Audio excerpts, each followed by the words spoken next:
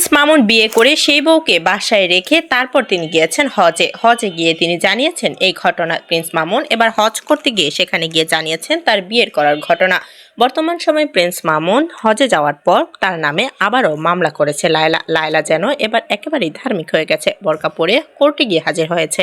মামুন আল্লাহর ঘরে গিয়েছেন ইবাদত করার জন্য এবং সেখানে গিয়ে জানিয়েছেন শুধুমাত্র পবিত্র হওয়ার জন্য এখানে এসেছি এবং শুধুমাত্র লায়লার নাম মন থেকে মুছে ফেলবো এখানে এসে। বর্তমান সময়ে প্রিন্স মামুন সেই আল্লাহর ঘরে গিয়ে জানিয়েছেন যে তিনি বিবাহ বন্ধনে আবদ্ধ হয়েছেন, তবে সেটা এখনো পুরোপুরি সত্যি নয়। তবে প্রিন্স মামুনের বউ কিছুটা সত্যি কথা বলেছে। তিনি তার মায়ের সাথে অর্থাৎ প্রিন্স মামুনের মায়ের সাথে একটা লাইভ ভিডিও করেছে যেখানে তিনি জানিয়েছেন যে তিনি মামুনের বউ।